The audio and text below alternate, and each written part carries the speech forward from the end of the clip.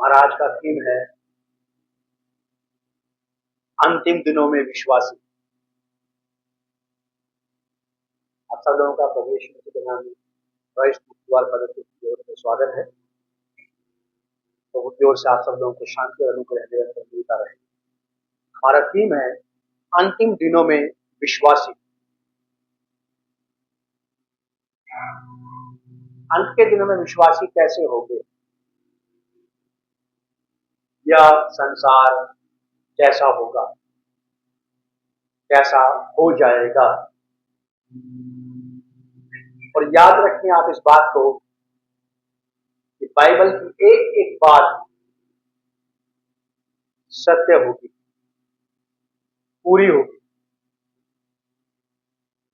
पिछली बार भी ये बात हमें बताई गई थी कि बाइबल में ऐसा लिखा है कि हर परमेश्वर के वचन से एक भी बिंदु, एक भी मात्रा छोटी से छोटी बिना पूरा हुए नहीं रहेगी। हम चाहे बाइबल की बहुत सारी बातों को नजरअंदाज कर दें, परमेश्वर के वचन की बहुत सारी बातों को हम अपने जीवन में अनदेखा करके आगे निकल जाएं, लेकिन याद रखिएगा परमेश्वर के न्याय के दिन एक एक बात पूरी होकर रहेगी, जिसमें लोग ये कहेंगे कि मैंने ऐसा नहीं सोचा था। लोग ये कहेंगे परमेश्वर की मैंने ऐसे तो नहीं सोचा था। लोग ये ऐसा कहेंगे, क्या ये भी होना था? लेकिन ये सच है, बिल्कुल अटल सत्य है ये कि ये होके ही रहेगा। जितने भी लोग किसी भी प्रकार के पाप से, बुराई से, विपत्ति से, तकलीफ से बचना चाहते हैं, वो प्रार्थना करा करें अपने परिवारों के लिए, अपने बच्चों के लिए, अपने घरों के लिए प्रार्थना किया करें कि प्रभु हमें सहने के बाहर परीक्षा में पड़ने मत दो। हमें ऐसी परीक्षाओं से बचा के रखना जो हमारे लिए सही नहीं, तो वो बचाएगा। मेरे साथ निकालें आप दूसरा तीमुथियुस, उसका 3 अध्याय 1 आयत से 5 आयत तक। दूसरा तीमुथियुस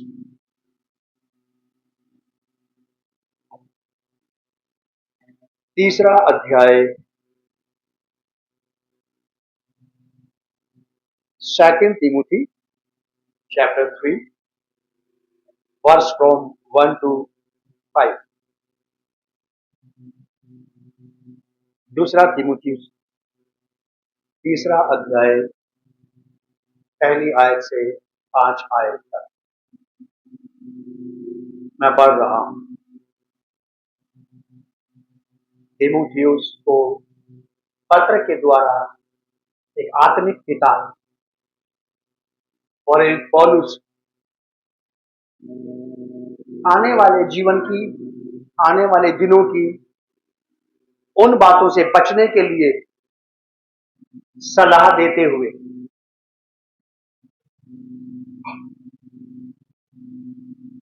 ये पत्र इसलिए लिखा गया कि तीमुथियुस को एडवाइस है ये पौलुस की कि अंत के दिनों में बिलीवर और नॉन बिलीवर दोनों ही ये खतरा है। अगर कोई ये सोचता कि ऐसा नहीं है, अगर कोई व्यक्ति ये सोचता कि नहीं ऐसा नहीं है, तो वो अपने आप को करेक्ट कर ले आज ही कि ऐसा ही है। और जो ये सोचता है कि उसके जीवन में ऐसा नहीं होगा, वो अपने लिए प्रार्थना करे। जो ये चाहता कि उसकी लाइफ में, उसकी फैमिली में, उसके बच्चों में, उसके घर में, उसके परिवार में ये चीजें ना पाई जाएं, तो वो प्रार्थना करे। और प्रार्थना करने वाले हर एक व्यक्ति को आज्ञाकारी होना बहुत जरूरी है। वचन की अधीनता में चलना, पलना, बढ़ना बहुत जरूरी है। वरना प्रार्थनाएं व्यर्थ है। फिजूल का टाइम बीत रहा है, वो 2-3 घंटे का जो भी। नीति वचन की किताब में लिखा है कि जो व्यवस्था को सुनने से अपना कान मोड़ लेता है, जो परमेश्वर के वचन पर ध्यान नहीं देता है, उसको नजरअंदाज करके लगा रहता है अपने कामों में, भक्ति सेवा का जीवन में, क्या लिखा कि उसकी प्रार्थना घृणा आती है परमेश्वर को ऐसी प्रार्थनाओं से। वो परमेश्वर के यहां खुशबू तो नहीं फैलाती, क्या फैलाती है? गंदगी, बदबू। जो चाहता है कि ऐसा उनकी लाइफ में ना हो तो वो प्रार्थना करे, और प्रार्थना करने वाले व्यक्ति को आज्ञाकारी होना बहुत जरूरी है। बिना आज्ञाकारिता के की गई प्रार्थनाएं कुछ रिजल्ट नहीं लाएंगी।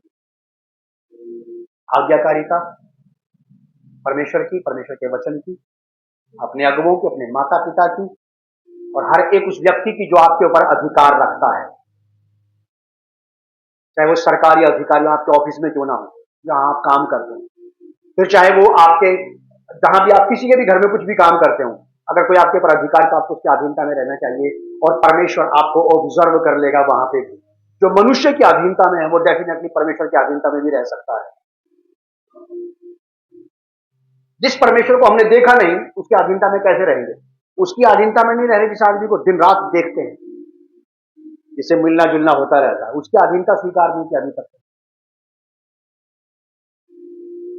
चलिए, प्रेरित का एक डर है ये, या ये कहिए कि ये प्रेरित की भविष्यवाणी है।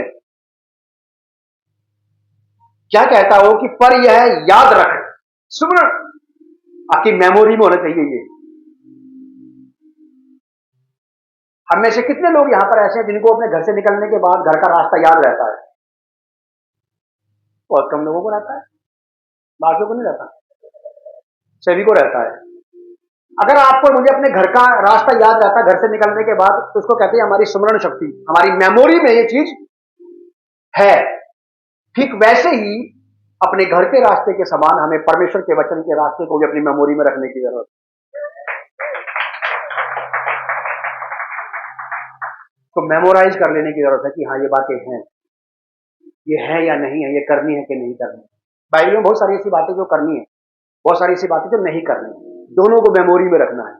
क्या करना और क्या नहीं करना, क्या बोलना और क्या, कब कब क्या क्या करना और कब कब क्या क्या नहीं, ये सारी बातें यहां मेमोरी में होना चाहिए।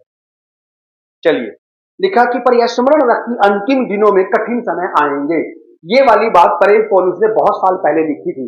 हो सकता है कि उन्होंने दूरदृष्टि से पहले से परमेश्वर की आत्मा के द्वारा से देख लिया था, या ये भी हो सकता है कि उनके टाइम पे ही उन्होंने देख लिया था इस माहौल को कि ये माहौल अब बिगड़ना शुरू हो गया है और बढ़ता जाएगा।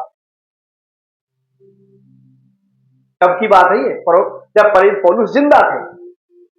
आज लोग कहते हैं कि जमाना बड़ा खराब है। मैं पूछना चाहता हूं जमाना कब खराब नहीं था? आज बुराई बहुत फैल रही है। चलिए, अच्छा बात है कि बुराई कब नहीं फैलनी थी।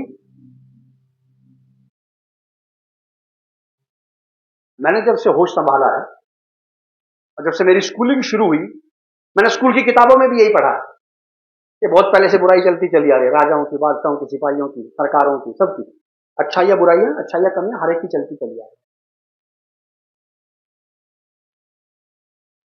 अंतिम दिनों में कठिन समय कठिन समय आ जाएंगे। क्या लिखा? क्योंकि मनुष्य, कठिन समय के आने की वजह क्या रहेगी?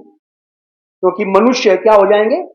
स्वार्थी, लोभी, डींगमार, अभिमानी, निंदक, माता पिता की आज्ञा टालने वाले, कृतघ्न, अपवित्र, दया रहित, क्षमा रहित, दोष लगाने वाले, असंयमी, कठोर, भले के बैरी, विश्वासघाती, ढीठ, घमंडी, और परमेश्वर के नहीं वर्ण सुख विलास ही के चाहने वाले होंगे। और जितने भी कलीसियाओं में या कहीं भी दुनिया के किसी भी कोने में आपको ऐसे क्रिश्चियन, ऐसे विश्वासी मिलते हैं, 5वीं आयत में लिखा कि वे भक्ति का भेष तो धारण करेंगे पर उसकी शक्ति को ना मानेंगे, उनके साथ संगति कभी मत करना। No need to go there, fellowship के नाम पर ये तो संगति करने गए। ऐसे आदमी के साथ जो आज्ञाकारी नहीं है, जो ईमानदार, वफादार, विश्वास योग्य, सच्चा, खरा, उसके साथ तुम लोग घंटों बिता दिए, तुम्हारा दम नहीं घुटा हुआ, तुम्हें स्पोकेशन नहीं हुआ वहां पे।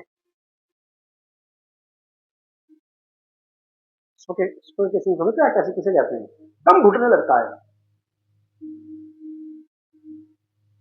या फिर आदमी का दम वहां नहीं घुटता जहां वो रहते रहते एक्सपर्ट हो जाता है। ऐसे लोगों की संगति हमें पसंद है, ऐसे लोगों के साथ रहना पसंद है, इसलिए हमें कोई परेशानी नहीं होती ना, हमारा दम घुटता है। लेकिन याद रखिए आपके ये अंतिम दिनों की बात बताई जा रही है, और लोग ऐसा कहते हैं, परमेश्वर के लोग कहते हैं, बाइबल भी बताते हैं कि हम लोग कौन से दिनों में जी रहे हैं?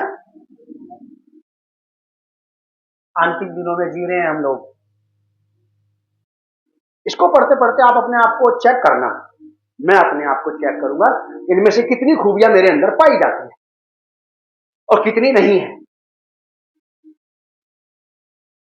और यदि ऐसा है कि मैं इनमें से किसी भी बात की चपेट में पाया जाता हूं, तो फिर किसी भी बिलीवर को यह सॉलिड डिसीजन ले लेना चाहिए कि आज के बाद तेरी संगति नहीं करेंगे। बस जो भक्ति का भेष धारण करते हैं, हालेलुया, प्रेज द लॉर्ड के नारे लगाते रहते हैं,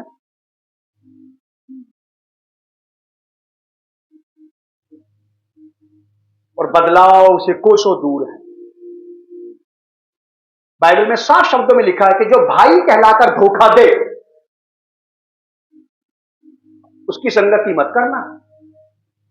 भाई का मतलब जो बिलीवर होने के बाद भी, मैं और आप विश्वासी हैं, यदि आप मुझे धोखा देते या मैं आपको धोखा देता हूं, तो बाइबल इजाजत देती है कि ऐसों की संगति मत करना।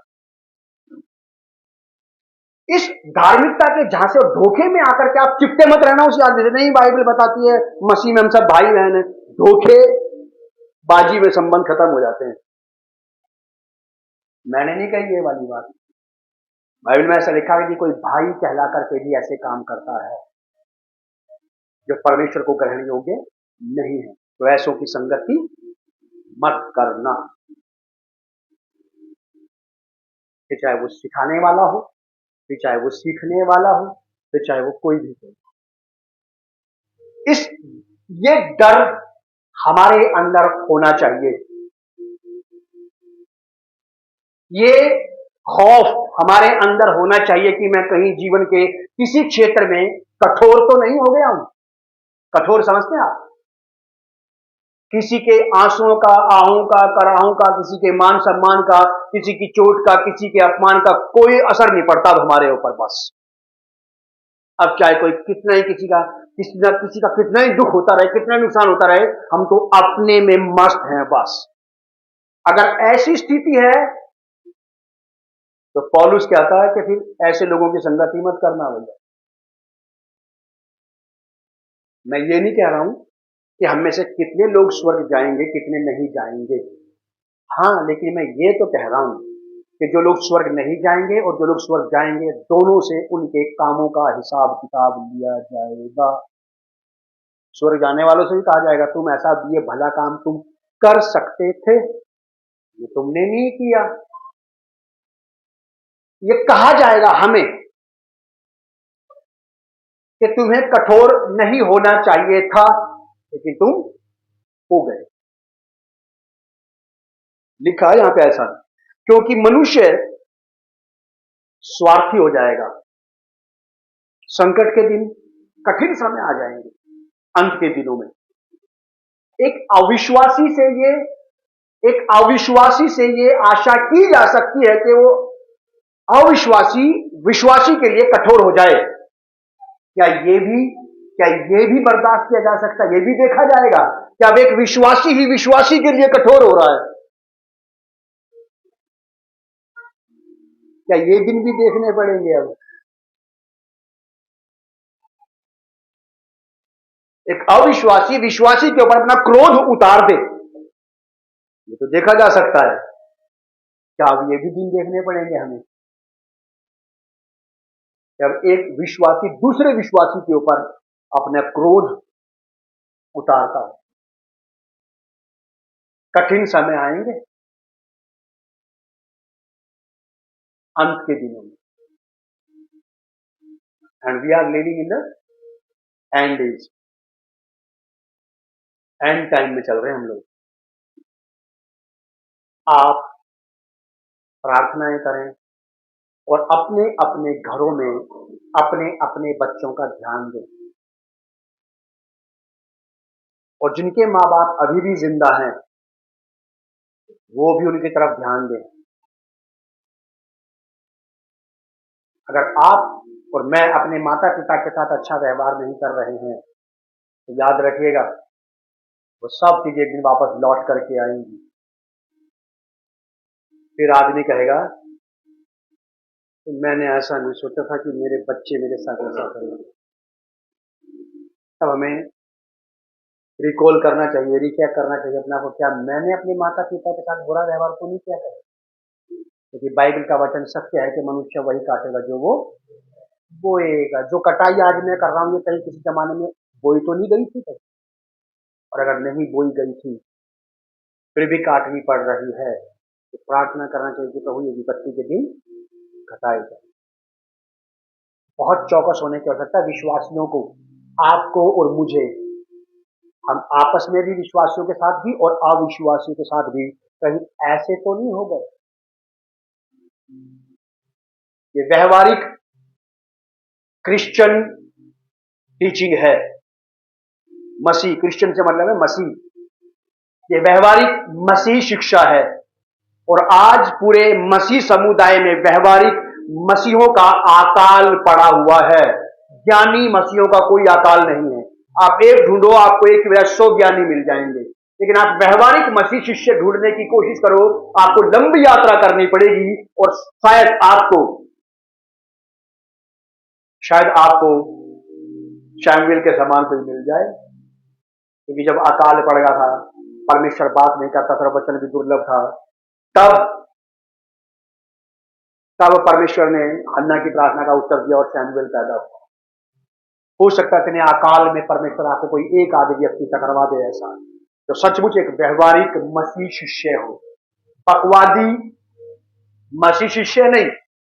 बकवादी समझते हैं आप? बकले जो बोलते रहते हैं मसीह की बातें, मसीहत बोलते रहते हैं, मसीहत बोलते रहते हैं, मसीहत बोलते रहते हैं, लेकिन मसीहत कभी दिखाते नहीं, होती नहीं। ये बड़ा अकाल हो जाएगा अंत के दिनों में। अब आपको और मुझे अपने बारे में फैसला करना कि प्रभु जहां मैं हूं वहां तो अकाल नहीं रहना चाहिए, कम से कम जहां मैं रहता हूं वहां प्रैक्टिकल मसीह शिष्य का अकाल नहीं होना चाहिए। अगर मेरे होते हुए वहां पे अकाल नजर आ जाए तो मेरे ऊपर फिर यही बात सही ठहरेगी कि ये बिन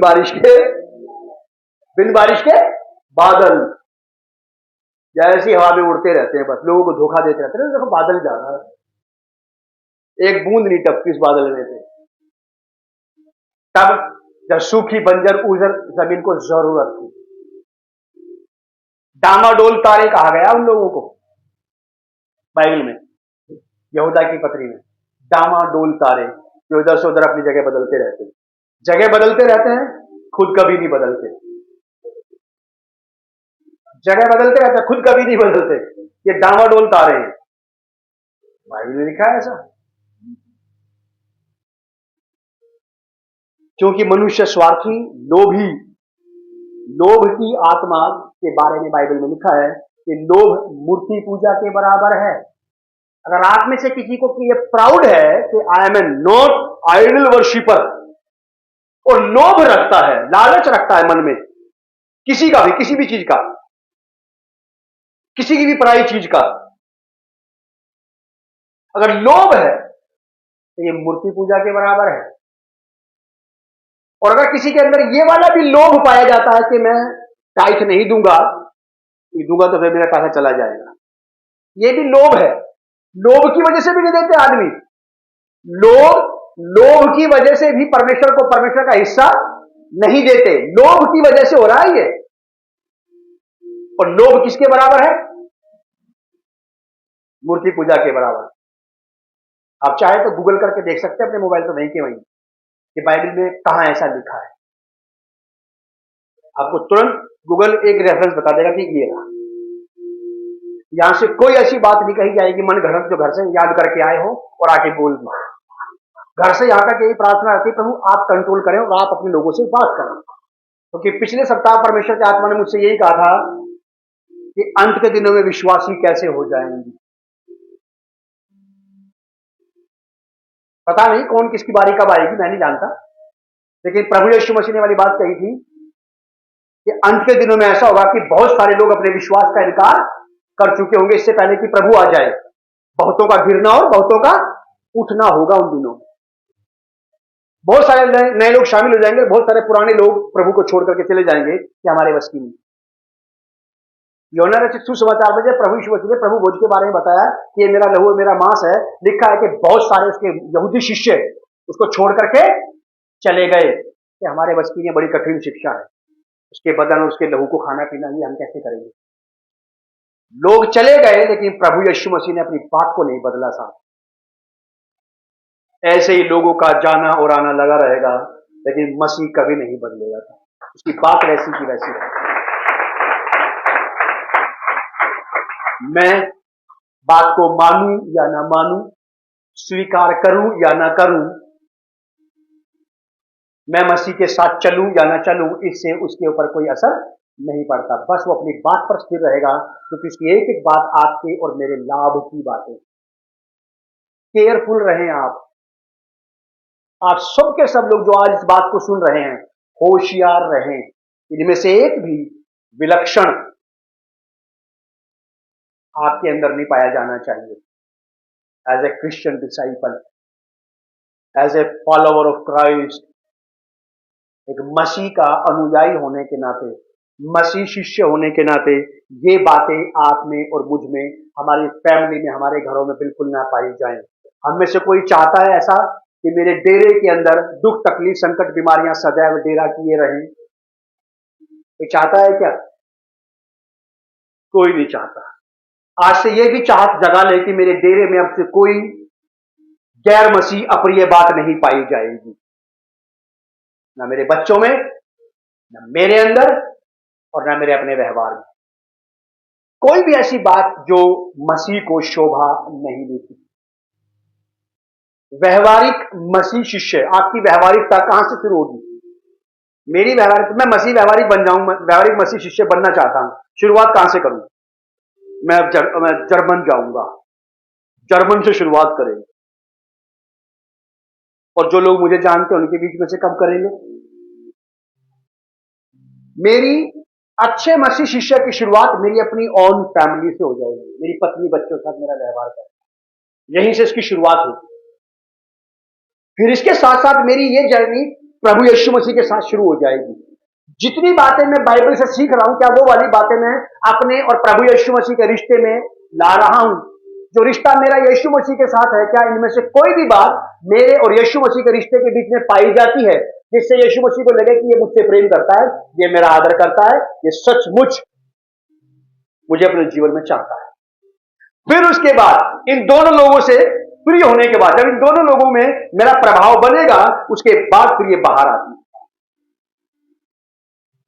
फिर पब्लिक हो जाती है ये बात, फिर लोगों के साथ शुरू हो जाए।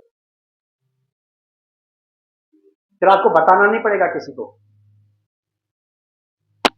कुछ मसीह शिष्य ऐसे होते हैं, जब उनका बैप्टिज्म हो जाए तो लोगों से हाथ मिला के बड़ा प्राउड फील करते हैं, बोलते हैं आई एम बोर्न अगेन। ये चीजें सीखनी विश्वास क्यों नहीं? अब बताना पड़ रहा है। वो नया पैटर्न बताते हैं लोग, इसे कहते भैया वो व्यक्ति अब अपना नाम नहीं बोलता, किसी से हाथ मिला क्या कहता, तो बोलता आई एम बोर्न अगेन। मगर ये बताना पड़ रहा है उसे बोले अपना नाम बताए, बाकी हम चेक कर लेंगे। नाम का इंट्रोडक्शन दो, आपका व्यवहार हम अपने आप परख लेंगे कि आप सचमुच नया जन्म पाए हुए मसीह विश्वासी, मसीह स्त्री पुरुष है, या आपको बोलने की जरूरत नहीं है। क्या जी मैं तुतलाता हूं, तो आप बोलिए, हम पहचान लेंगे। आप बोलिए बस,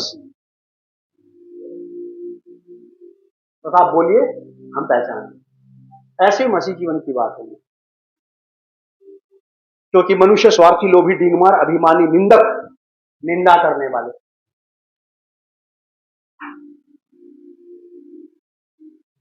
माता पिता की आज्ञा टालने वाले। यहां कोई है ऐसा लड़का लड़की? हाथ खड़ा करके दिखाओ ईमानदारी से, जो अपने माँ बाप की आज्ञा टाल देता हो। 2, 3, 4, 5, 6, 7, 8, 9, 10, बस 11, 12। चलिए ठीक है, प्रभु दया करे आप लोगों के ऊपर कि आप आइंदा से ऐसा ना करें। अगर आप ऐसा करते हैं तो आप इस बात को प्रूव करते हैं कि still you are a not follower of Christ. अगर आप ऐसा करते हैं, माता पिता का निरादर करते, उनकी बात नहीं मानते, तो ये बात आप इस बात को प्रूव कर रहे हैं कि आप मसीह शिष्य नहीं है। और ये अपने आप में प्राउड की बात नहीं है, ये ताज पाने वाली बात थोड़ा है। इससे ताज मिलेगा, अब इससे जो ताज मिलना है ना, उसका साइज छोटा हो जाएगा। और बहुतों ने तो हाथ नहीं उठाया। मेरी उम्र के जो स्त्री पुरुष यहां पर, इनके माँ बाप में से कोई एक या दोनों ही जिंदा है, अगर उन्होंने भी कभी अपने माँ बाप का आदर नहीं किया तो आज की शिक्षा सुनकर के पछताएंगे कि क्यों मैंने ऐसा नहीं किया।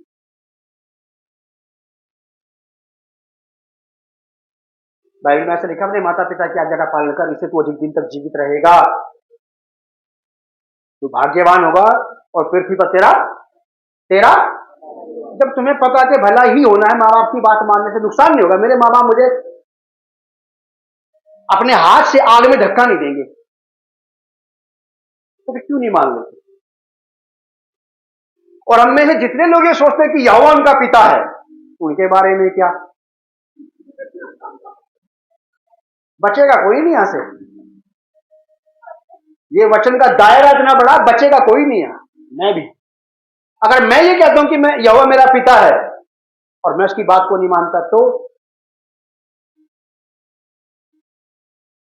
बात मानना एक, परमेश्वर की बात मानना एक नशा है, खाली मजा है इसमें। तारीफ मिले ना मिले उसकी बात नहीं है, एक आनंद है अपना ही कि मैंने वो किया है जो मुझे करना चाहिए, जो मुझे कायदे से करना चाहिए। निंदक, माता पिता की आज्ञा टालने वाले, कृतघ्न। कृतघ्न के ऊपर थोड़ी सी बात करें। कृतघ्न किसे कहते हैं? इंग्लिश की बाइबल किसके पास है? कृतघ्न का मतलब क्या है? थैंकलेस लोग, अनग्रेटफुल। आप कितना ही भला कर दो उनका,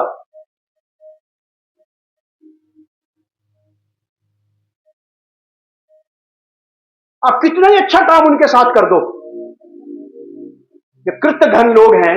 और ये नरकीय गुण है जो मसीहों में भी पाया जाता है। We are the people of Christ. हम कहलाते तो लोग मसीह के हैं, ये लक्षण दूसरे वाले कैसे? मैंने परसों जामुन के पेड़ पे पपीता देखा, इतना बड़ा। खाएगा क्या कोई इस पपीते को? वो कल्पना में है, वास्तव में ऐसा कभी नहीं हुआ आज तक। आपने देखा क्या? देखा कभी? अगर मैं कहता हूं कि मैं यीशु मसीह सच्ची दाखलता में उसकी डाली हूं, मुझ में यीशु मसीह के फल छोड़कर के बाकी सबके लगते हैं, फिर चेकआउट करना पड़ेगा कि इसकी सच में रूट किसके साथ जुड़ी है। देखने में तो ये लोग उसके जैसा रहा है, लेकिन ये वैसा है नहीं। कृतघ्न के बारे में क्या लिखा है? अनथैंकफुल लोग। मसीह लोगों को, विश्वासियों को अंत के दिन चल रहे हैं ये। ऐसा कभी मत करना, ऐसा कभी मत बनना कि आप धन्यवादी ना रहे, मनुष्यों के भी और परमेश्वर के। कृतघ्न होने का बहुत बड़ा डर है ये। जो लोग हमारे साथ भलाई करते हैं, उनके साथ कभी बुराई मत करना। अगर की तो आप प्रूफ करेंगे कि आप मसीह के जन नहीं हैं। जिन्होंने कभी आपके साथ धोखा नहीं किया, अब कभी उनके साथ धोखा मत करना। अगर मसीह लोग ऐसा करना शुरू करेंगे तो दुनिया धीरे धीरे बदलेगी, क्योंकि थोड़ा सा खमीर सारे गूंधे हुए आटे को क्या कर देता है कि प्रभु पर चल प्रभु, अब यही बात है, मुझे खमीर के तरह ही इस्तेमाल कर, मुझ थोड़े से खमीर को संसार की बुराई मिटाने में इस्तेमाल कर। अगर मैं अपने ही 2, 4, 5, 10, 20 लोगों पर प्रभाव डाल पाया तो ये मेरी एक बहुत बड़ी उपलब्धि हो। कृत घन मत बनना, ये डिवाइन गिफ्ट नहीं है, ये परमेश्वर का गुण नहीं है, ये नरकीय गुण है, शैतान का गुण है।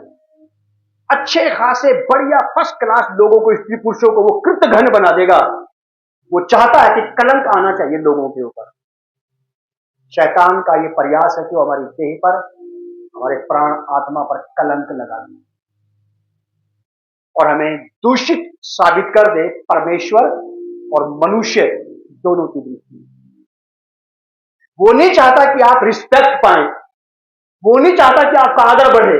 शैतान कभी नहीं चाहेगा कि आपका सम्मान बढ़ना चाहिए। वो चाहता है कि आपको डिमोशन मिले, डिमोशन पे डिमोशन, डिमोशन पे डिमोशन, डिमोशन पे डिमोशन, और हर आदमी बस केवल आपकी बुराई करता मिले। वो अरे उसकी क्या बात करनी, अरे उसको छोड़ो, वो तो ना के बराबर है ही नहीं।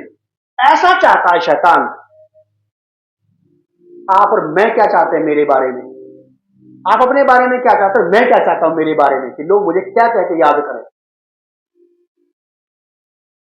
और लोगों को यीशु मसीह की तरह भी याद नहीं करना है। आंख बंद कर लिया, अरे वो वाले भैया, ऐसे भी नहीं करना है। मैंने कई सेवकों को देखा, उन्होंने लोगों को ऐसा बना रखा है, लोग जब भी सेवक की उस भाई बहन की बात आती है तो उसके भी आंख बंद कर लेते हैं, वो वाले भैया। ये आंख तुम यीशु मसीह के लिए भी बंद कर लेते हो, हाँ यीशु मसीह। यही बात ये आंखें तुमने अंकल आंटी के लिए बंद कर ली, फलानी आंटी। डिफरेंस रखे, क्योंकि परमेश्वर ने भी डिफरेंस रखा है, दिन में और रात में, सुबह में और शाम में। ये दोनों एक जैसे नजर आते हैं क्या? सुबह और शाम दोनों जैसे लगते हैं? दिन और रात दोनों जैसे लगते हैं? नहीं लगते। तो डिफरेंस अगर बनाया परमेश्वर में, बना रहना चाहिए। कृत घन बिल्कुल नहीं होना, इसके चांसेस हैं। जो बात बाइबल में लिखी गई है उसके 100% चांसेस है घटने के। जो नहीं चाहता कि उसकी लाइफ में ऐसा हो जाए, वो केयरफुल रहे और अपने लिए प्रार्थना करे। और बाइबल में लिखा कि परमेश्वर लोगों को सहने के बाहर परीक्षा में जाने, किसी ऐसी परीक्षा में नहीं पड़ोगे जो आपके सहने के बाहर हो जाए। बस आपको उसको पुकारना, प्रभु आज से ही मेरी ऐसी आदत बना, आज से मेरे जीवन को ऐसे बदलना शुरू कर दे कि लोग तुझे मुझ में देखने लगे। मैं बकवादी मसीह ना होके रह जाऊं कि तेरे सारे गुणों के बारे में तो जानता हूं लेकिन दिखाता एक भी नहीं। कृतघ्न, अपवित्र, शरीर से भी, कुछ लोग दिमाग से या अपवित्र रहते हैं। जब भी सोचेंगे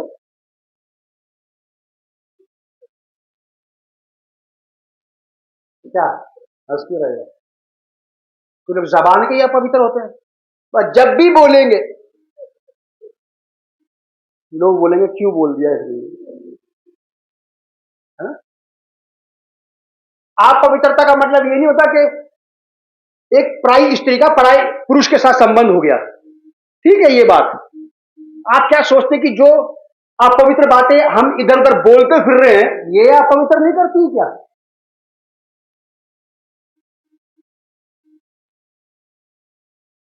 हमारे घरों में जो कूड़ा निकलता है, रोज महिलाएं साफ करके अपना घर, थोड़ा मोड़ा कूड़ा निकलता है, इसमें बदबू नहीं होती ज्यादा। ज्यादा क्या होती ही नहीं, उसमें बदबू होती है क्या? हमारे घर से जो सफाई में थोड़ी मोड़ी डस्ट निकलती है उसमें बदबू नहीं होती। क्या करें, घर में रख लें?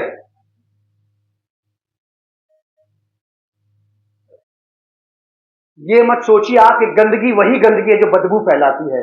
गंदगी वो भी गंदगी है जो बदबू नहीं फैलाती। गंदगी तो गंदगी है साहब। अगर कोई अडल्ट्री में, व्यभिचार में किसी के साथ फंसा हुआ नहीं है, वैसे बिल्कुल सब ठीक ठाक है, पर दिमाग सड़ा हुआ है, व्यवहार सड़ा हुआ है, शब्द सड़े हुए हैं, बात तो अपवित्रता वाली हो गई ना। फिर ये बातें ये बहुत दूर तक जाती है। इनको अपने जीवन में हम देखें, दया रहित हो जाएंगे, लोगों को दया ही नहीं आएगी साहब लोगों को। मर्सीलेस, हार्टलेस हो जाएंगे लोग। अब उनका दिल नहीं धड़कता लोगों के लिए।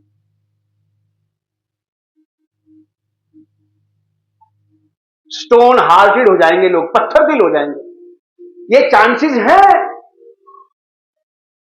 और पत्थर दिल लोगों को ना पवित्रता, ना धार्मिकता, ना आज्ञाकारिता, ना इंसान और ना परमेश्वर, दोनों के बारे में कुछ नहीं सोचते हो पत्थर दिल लोग। बस उनको अपने आप को खुश रखना है। दया रहित, क्षमा रहित, दोष लगाने वाले, असंयमी, सेल्फ कंट्रोल रहेगा ही नहीं उनके अंदर। आक्रामक से हो जाएंगे, असंयमी, कठोर, भले के बैरी हो जाएंगे। भले के बैरी ऐसा हो जाएंगे, ना तो किसी को किसी का भला करने देंगे और ना खुद किसी का भला करेंगे। भले से ही बैर कर लिया उन्होंने। अब भले के बैरी, विश्वासघाती, कृत्य घन के समान। ये भी बहुत भयानक पाप है ये, विश्वासघात करना किसी के साथ, खास करके उसके जिसके साथ आप चले बैठे, खाया पिया रहे, उसके साथ विश्वासघात करना। किसी ने सहा क्या विश्वासघात? कितने लोग यहां का है जिन्होंने विश्वासघात सहा है अब तक? चलिए, कितने लोग ऐसे जिन्होंने विश्वासघात किया है अब तक? कोई भी नहीं है। है ये ईमानदारी है, लेकिन ये बहादुरी नहीं है। बाइबल पढ़ा करें आप, ये सिखाएगी आपको कैसे चलना है।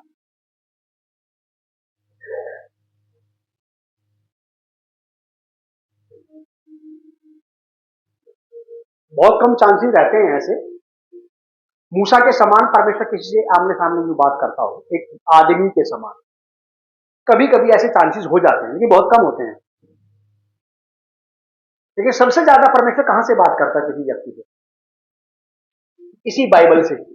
अगर आप पढ़ते हैं तो आप जरूर परमेश्वर की आवाज को सुनना चाहेंगे, सुनेंगे। और अगर आप नहीं पढ़ते तो आप परमेश्वर की आवाज को नहीं सुन सकते। मैंने एक किताब में पढ़ा था, एक जवान सेवक एक अनुभवी सेवक के पास जाकर के बोलता कि मैं परमेश्वर को सुनना चाहता हूं। उसने बोला बाइबल पढ़ो। वो वहां से बाहर निकल के बोलता कि नहीं बोला, वो बाइबल पढ़ो। कुछ तरीका बताते, उपवास की बात बताते, कोई ज्ञान की बात बताते, सिर नीचे पैर ऊपर कर लो, दिन में 3 घंटे टांग पे खड़े होकर यहोवा को पुकारो, सुबह तड़के तड़के भोर में तड़के मुर्ग के बांग देने से पहले जग जाओ।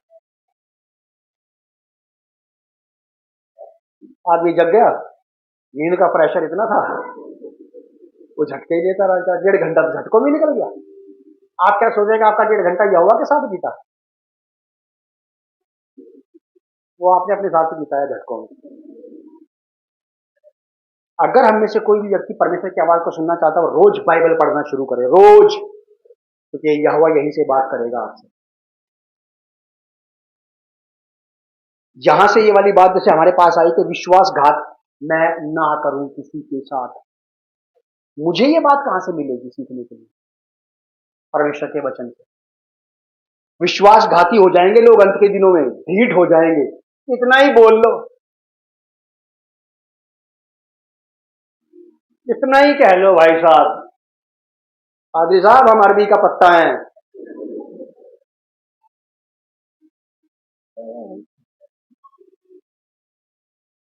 ये बहादुरी वाली बातें थोड़ी हैं, ये बहादुरी की बातें हैं, ये सुधार की बातें हैं। लोग क्या हो जाएंगे?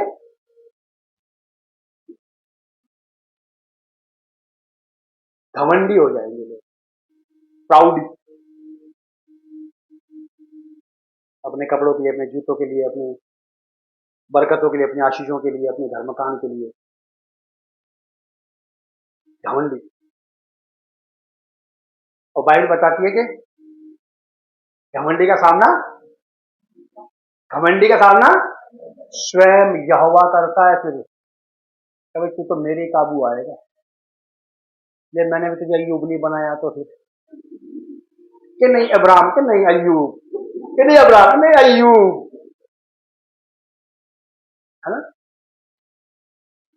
लोग कहते हैं विश्वासघाती, ढीठ, घमंडी और परमेश्वर के नहीं वरन सुख विलास उनके चाहने वाले होंगे। लोगों को परमेश्वर की बातें नहीं भाएंगी, अपनी सुख सुविधाएं भाती है। फिर उनको अंत के दिनों में विश्वासी ऐसा हो जाएगा, उसको ऐसे प्रचारक चाहिए जो उसको सुख पहुंचा सके, अच्छी बात बोल बोल करके। और जब बरकत की बात बताओ भाई साहब, हाँ अभिषेक की बात बताओ, गाना ग्यारह अभिषेक कैसे उतरेगा? ये बाकी ये बातें ये नहीं, अभिषेक की बात बताओ, सामर्थ्य कैसे पाते, कैसे मेरी हर एक प्रार्थना का उत्तर आ जाए, कैसे मैं उस मुकाम पे पहुंच जाऊं जो मैं चाहता हूं। अंत के दिनों में लोग ऐसे प्रचारक बटोर लेंगे, और है भी। नेक्स्ट टाइम जब मेरी बारी आएगी तो मेरे पास ये वाला संदेश परमेश्वर ने पहले से दे दिया, अंत के दिनों में सेवक कैसे हो जाएंगे। हम अंत के दिनों में तो जी रहे हैं, केयरफुल रहिए साहब, बच के चलिए आप। और जिनके घर में बच्चे हैं वो अपने बच्चों को भी बचा के चलिए। बच्चों के ऊपर आप गिद्ध की सी नजर रखो, इसका उठना बैठना चलना, घर में छोटे बड़ों से बात करने का व्यवहार कैसा है।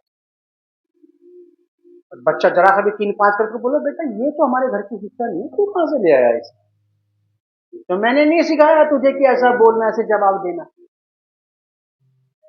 अगर आज आपने अपने बच्चे की तरफ से कान मोड़ लिए कि घर में किसी और दूसरे व्यक्ति के साथ वो बदतमीजी कर रहा है, याद रखिएगा ये तो मर जाएगा एक दिन, तू जिंदा रहेगा फिर तुझे भी इसका सामना करना पड़ेगा। चुपचाप। फिर आपको याद आएगा कि यार ये क्या हुआ, जब इसे पहली बार बोला था ऐसा तो मुझे उसको कभी रोकना चाहिए।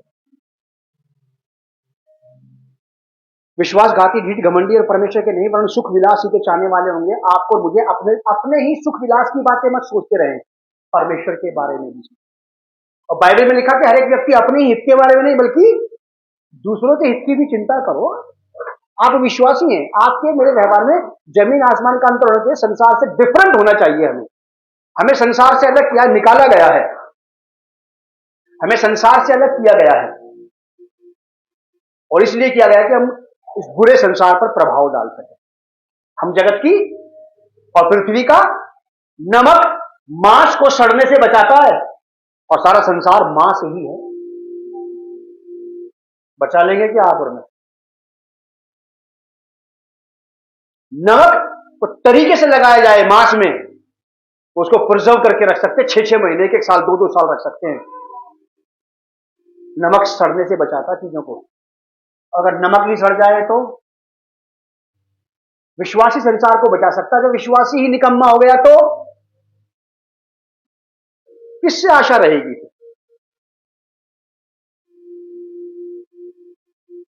अपनी सुख विलास के चाहने वाले होंगे। और लास्ट की बात ध्यान रखना, कोई भी आपको मसीह शिष्य या सेवक बड़े से बड़ा धुरंधर क्यों ना हो, दुनिया में कितना प्रभावशाली हो, अगर आप देख लो कि वो व्यक्ति भक्ति का भेष तो धारण करता है, लेकिन उसके अंदर भक्ति के लक्षण, आप जान जाना कि इसके साथ नहीं रहना चाहिए।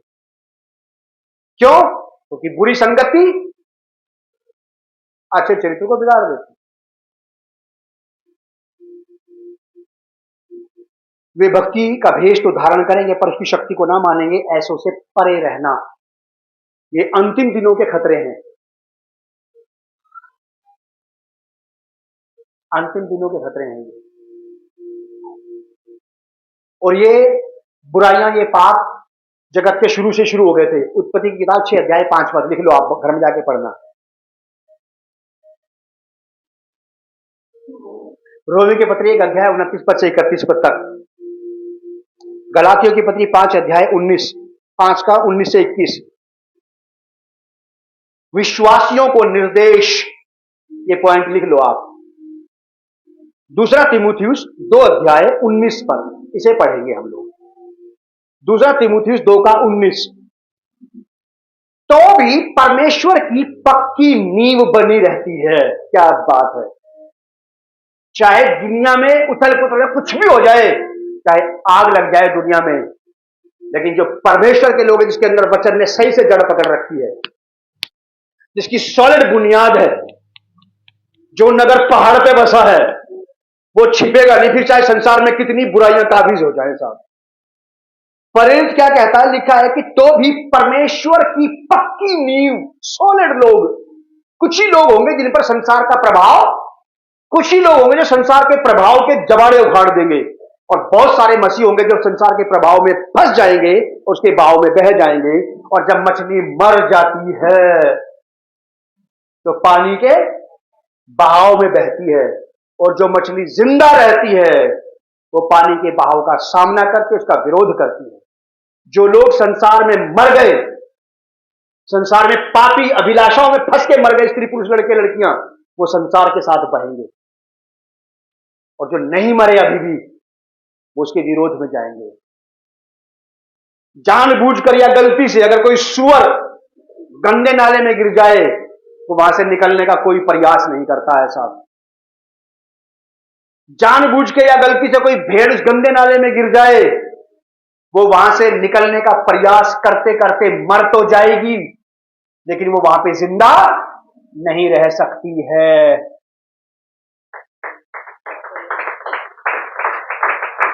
और अगर गंदगी में ये भेड़ जिंदा है तो शायद सूअर ने भेड़ की खाल पहन ली है। ये मुझ पे भी लागू होती है बात।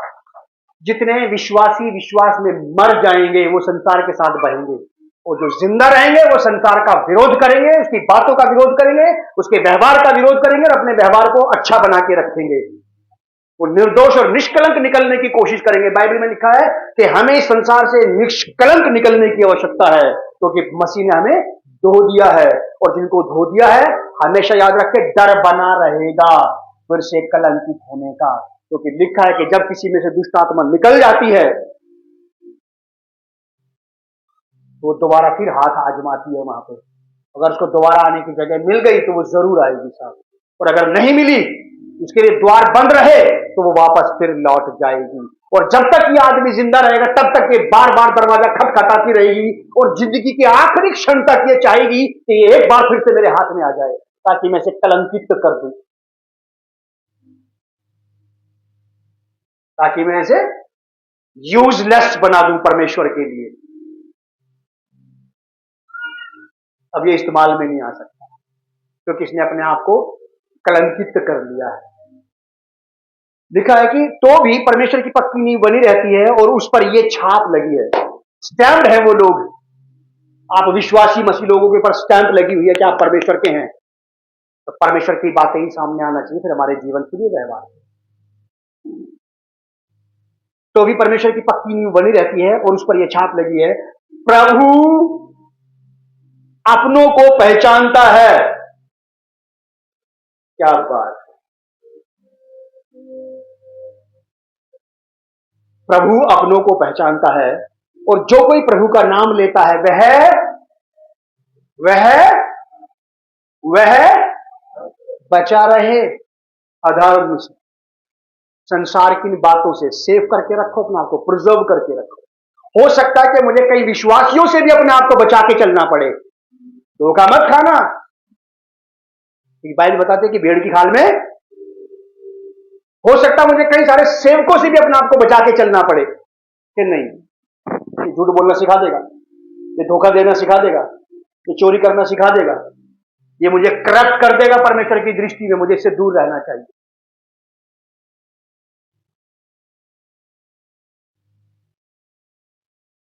आखिरी की बात कहकर बंद कर देंगे इसे। यूहन्ना रचित सुसमाचार उसका 10वां अध्याय 14वीं आयत, Gospel of John chapter 14, sorry chapter 10 verse 14, यूहन्ना 10:14। अच्छा चरवाहा मैं हूं, मैं अपनी भेड़ों को जानता हूं। यीशु मसीह आपको जानता है, पहचानता है परमेश्वर अपनों को।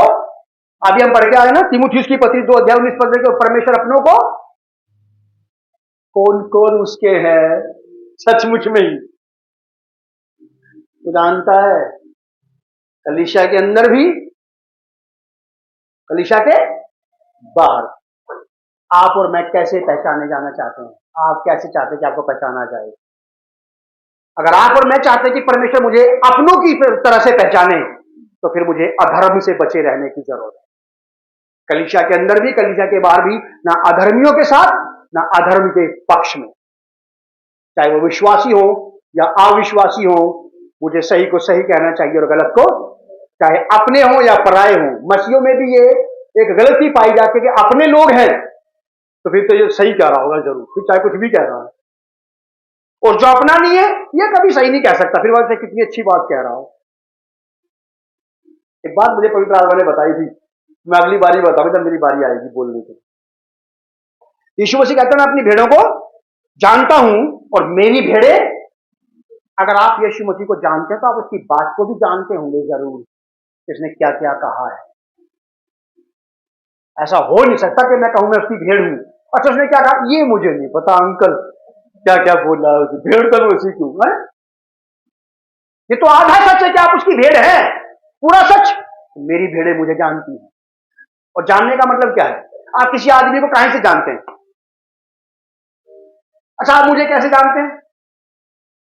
पढ़े लिखे लोगों कुछ तो पता होगा आपको, है? चेहरे से, आवाज से, बात से, व्यवहार से, ये तो तेरी आदतों से पहचानते हैं हम।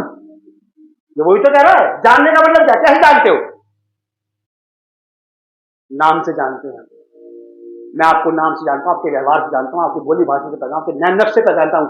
यीशु मसीह कह रहा मेरी भेड़ें मुझे जानती है। कैसे जानते हो मुझे? कि तू सच्चा और अच्छा चरवाहा है। मैं तुझे जानती हूं कि तू जीवन देने के लिए आया है। मैं तुझे जानती हूं कि तेरे पीछे चलने में मेरी भलाई है। मैं जानती हूं कि तू ही है जो मुझे दुधारू बना सकता है। मेरी भेड़ें मुझे जानती हैं, ये है जान पहचान। मैं उनको जानता हूं, वो मुझे जानती है। पहला कुरिन्थियों 8 अध्याय 3 पद, पहला कुरिन्थियों 8 अध्याय 3 पद, फर्स्ट Corinthians चैप्टर 8 वर्स 3। ये मेमोरी वर्स हैं आपके लिए दोनों, इनको अपने घर लेकर के जाना आप। 8 का 3, यदि कोई परमेश्वर से प्रेम रखता है तो परमेश्वर उसे पहचानता है। कह रहा मेरी भेड़ों को मैं जानता हूं और मेरी भेड़ें मुझे जानती हैं। दूसरा तीमुथियुस 3 अध्याय 1 पद से 5 पद के बीच में, अगर एक भी अवगुण हमारे अंदर पाया गया तो ये हमारी उस पहचान को मिटा देगा जिस पहचान से हम पहचाने जाते हैं पृथ्वी पर भी और स्वर्ग में। एक पहचान मेरी है, मैं नहीं चाहता ये पहचान कलंकित हो जाए। शरीर, शरीर मेरा शरीर, किसी और का शरीर, मेरा शरीर अजीब अजीब अजीब अजीब चीजों की ख्वाहिश करता है, अशुद्ध बातों की भी ख्वाहिश करता है, पाप की, व्यभिचार की, दुष्टता की बातों की भी, धोखेधड़ी की बात की भी ख्वाहिश करता है, नशे पत्ते की भी ख्वाहिश करता है। ये लेकिन मुझे दबाना पड़ता है इसको कि नहीं, ये तो नहीं कहा मैंने तुझे कभी। बच्चों को नहीं कहते ये तो मैंने तुझे नहीं सिखाया बेटा, तो अपने आप को बोलना चाहिए कि ये तो शिक्षा है ही नहीं तेरी। शरीर, प्राण, आत्मा, शरीर, संसार, शैतान जरूर चाहेंगे कि हम कलंकित किए जाए, हमारी पहचान धूमिल पड़ जाए। किसी को हमें यूं पहचानना पड़े यार, कहां देखा अंकल, समझ। अब परमेश्वर आपको देख के कह दे तो प्रभु यीशु मसीह आपसे मिले, मिलकर के बोले कहां देखा, तो वो सीएमडी में समझ नहीं आ रहा कहां था तुम वहां कौन सी कुछ नहीं करता था। दुख लगता है तब जब आप किसी को अच्छे से जानते हैं और आप उससे मिलने जाएं, हेलो कैसे हैं आपके, मैं ठीक हूं, पहचाने फिर नहीं, चेहरे का पानी उतर जाता है।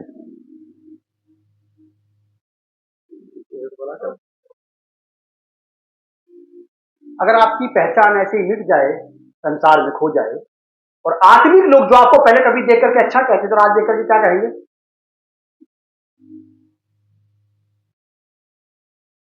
पहचान को बनाए रखिए और शरीर के संसार की बातों से बचे रहिए। परमेश्वर अपनों को पहचानता है और हम परमेश्वर की पहचान है, परमेश्वर हमारी पहचान है। तो आप लोगों को बहुत आशीष दे और संभाल करके रखे। जय मसीह।